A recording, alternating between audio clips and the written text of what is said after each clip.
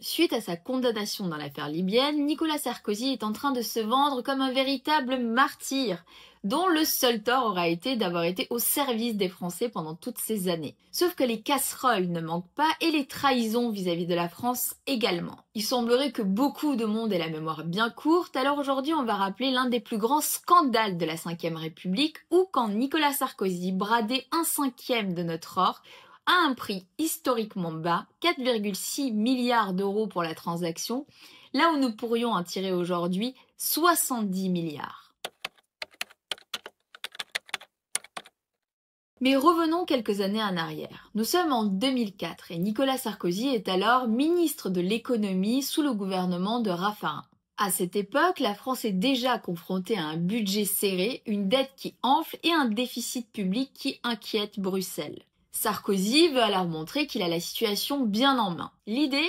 Abandonner une gestion des réserves d'or dite en bon père de famille pour la remplacer par une gestion plus dynamique. En clair, vendre l'or de la France pour le remplacer par des devises étrangères censées rapporter davantage. Le métal jaune qui ne rapporte pas d'intérêt doit être remplacé par un portefeuille de devises censé améliorer le rendement.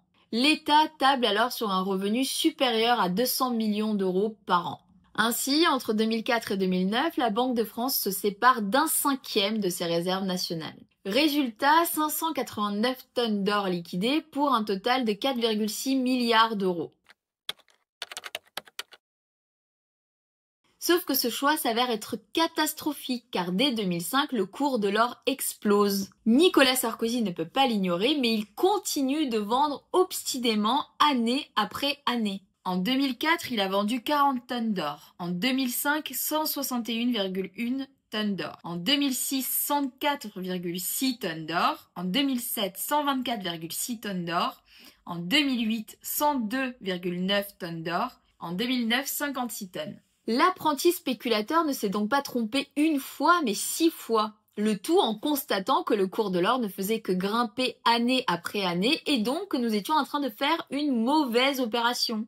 Ceci est d'autant plus étonnant quand on sait que le rythme des mises en œuvre du programme de vente devait dépendre du jugement du gouverneur de la Banque de France sur son opportunité, en particulier au vu de l'évolution des cours observés sur le marché de l'or. Plusieurs pays engagés dans des programmes similaires ont d'ailleurs choisi d'y mettre fin plus tôt. La Belgique en 2005, le Portugal en 2006, l'Espagne en 2007, mais pas la France. Même la Cour des comptes souligne quelques années plus tard que si l'opération avait été retardée ne serait-ce que de 5 ans, nous aurions pu tirer 19,4 milliards d'euros à la place des 4,6 milliards d'euros récoltés. Et aujourd'hui, avec le cours de l'once qui frise les 4323 $ l'once, nous aurions pu tirer de cette vente 70 milliards d'euros.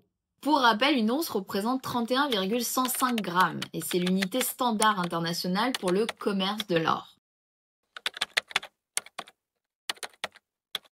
Alors la vraie question c'est pourquoi Nicolas Sarkozy a-t-il décidé de vendre ? Officiellement, il s'agissait de réduire la dette et de moderniser la gestion des réserves. Mais beaucoup d'économistes rappellent qu'à cette époque, dans les années 2000, beaucoup d'autres pays ont commis la même erreur. On pense notamment au Royaume-Uni de Gordon Brown. D'ailleurs, on appelle ça parfois le Brown Button, car Gordon Brown, à l'époque Premier ministre du Royaume-Uni, a lui aussi dilapidé une part considérable de leur or national au prix le plus bas. Le problème, c'est qu'à l'époque, la vision dominante dans les économies européennes, c'était que l'or ne servait à rien car il ne rapportait pas d'intérêt.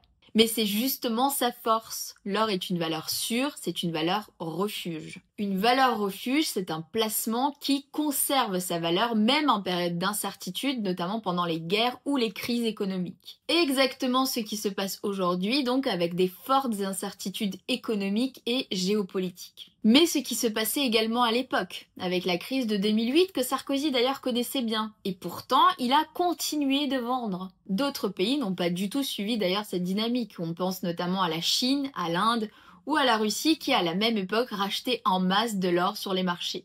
Avec 20 ans de recul, on voit donc qu'ils se sont considérablement enrichis grâce à cette stratégie. Alors voilà une autre tâche à rajouter au CV déjà bien fourni de Nicolas Sarkozy, bien qu'il soit peu probable qu'il soit poursuivi pour ça, car rappelons-le, il a supprimé le crime de haute trahison.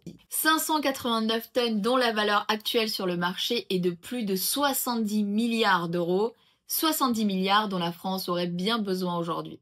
Si vous avez apprécié cette vidéo, n'hésitez pas à la liker et à partager. D'autres vidéos arrivent très bientôt.